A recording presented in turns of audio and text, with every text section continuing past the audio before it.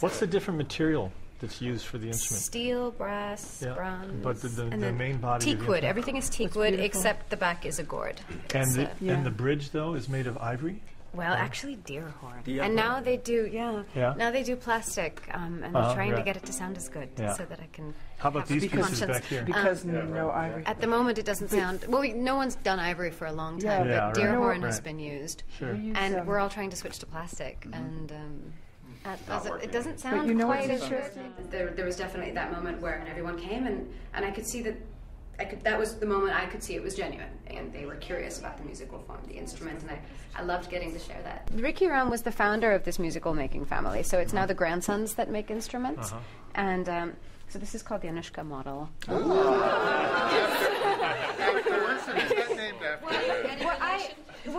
All this adornment is very traditional, but it's always done here. And I've had a tendinitis issue for years, and one of the therapists said it didn't make sense to be digging in. So it was just a very small little modulation where they kind of made a necklace, they called it, for me. So I have this little necklace. So it still has a tradition. Here. And everything else is the same. This is very much a Ricky Ram style. And what do these pieces do back here? They're fine-tuning. So they're just quick adjusters. When you're stretching the string like that, does it send the strings out of tune? It does. Well, in this weather, so much more. There was one point where I did a 5-note bend and it loosened a whole note, so I was trying to quietly get back in there. But normally it doesn't. I mean, you can adjust it to stay in. But this weather makes everything. I feel I've learned a tremendous amount about Indian music just today, about 1,000 times more than I knew before. That's for sure. And you bend it. You don't actually bend. With the sitar, you get the articulation, the pluck sound, and yet it's a very expressive instrument because of what she does with bending the string, making that real sitar sound. That it's sort of in between. You hear the articulation, and yet it makes this beautiful kind of legato, this very smooth, very singing sound. I mean, it's this one string that does. I mean, it goes from so that really almost everything you want is right there, and then this one's not tuned right now because I gag it, but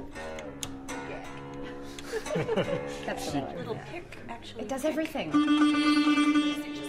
It's just one wire. So, but just this one. Oh, I see. It's like that. So when we're playing fast, it's kind of. Unless you go back and forth to play fast. Yeah, plucking each one. Yeah, and then there's all the other, all that stuff, which I think we share. But you can do that too. But we're like 6-year-olds that are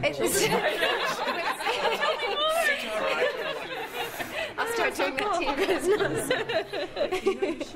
That was really sweet. I mean, it's nice to see when there's a genuine curiosity and hunger to know about another musical form. I think that's where real dialogue happens. And in a way, when you're playing a composed piece like this, there's room for it to go many ways.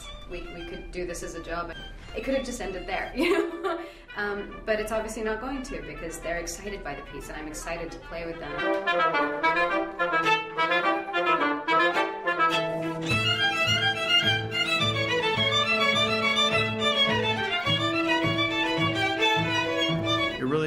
It made a lot more sense to me. The piece came alive for me, I think, for everybody. So we really had a much clearer sense of the piece as a whole by the time we finished rehearsal today. And I feel incredibly excited about the upcoming performances now.